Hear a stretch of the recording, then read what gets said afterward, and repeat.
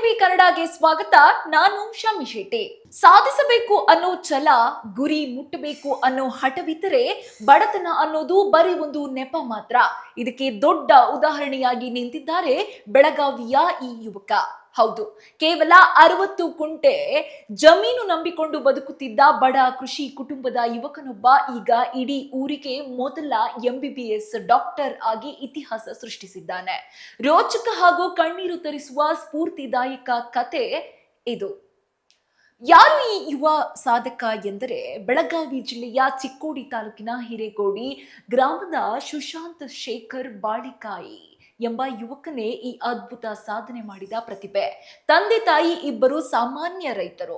ತಂದೆ PUC, ತಾಯಿ 10ನೇ ತರಗತಿಯವರೆಗೆ ಮಾತ್ರ ಓದಿದ್ದಾರೆ. ಕೇವಲ 60 ಗುಂಟೆ ಜಮೀನು, ವಾರ್ಷಿಕ ಆದಾಯ ಬರೀ 72,000 ರೂಪಾಯಿ.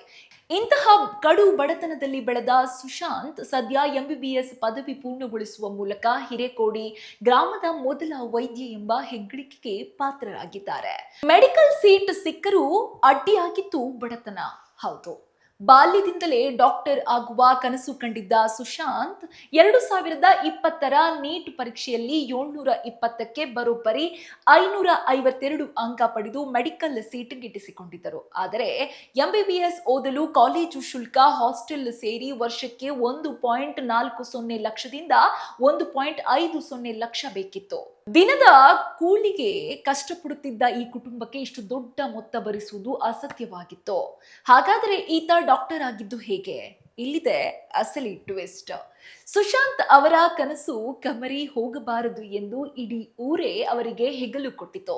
ಈ ಯುವಕನ ಹಿಂದಿರುವ ಆ ಬೆಂಬಲದ ಶಕ್ತಿ ಎಂಥವರನ್ನು ಭಾವುಕರನ್ನಾಗಿಸುತ್ತದೆ.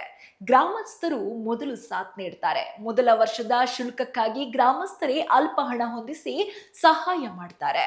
ನಂತರದ ವರ್ಷಗಳಲ್ಲಿ ಅಂದ್ರೆ ಮುಂದಿನ 3 ವರ್ಷಗಳ ಕಾಲ ತಲಾ 50,000 ರೂಪಾಯಿ ಶಿಕ್ಷಣ ಸಾಲ ಹಾಗೂ 50,000 ರೂಪಾಯಿ ಸ್ಕಾಲರ್ಶಿಪ್ ಕೈ ಹಿಡಿಯಿತು.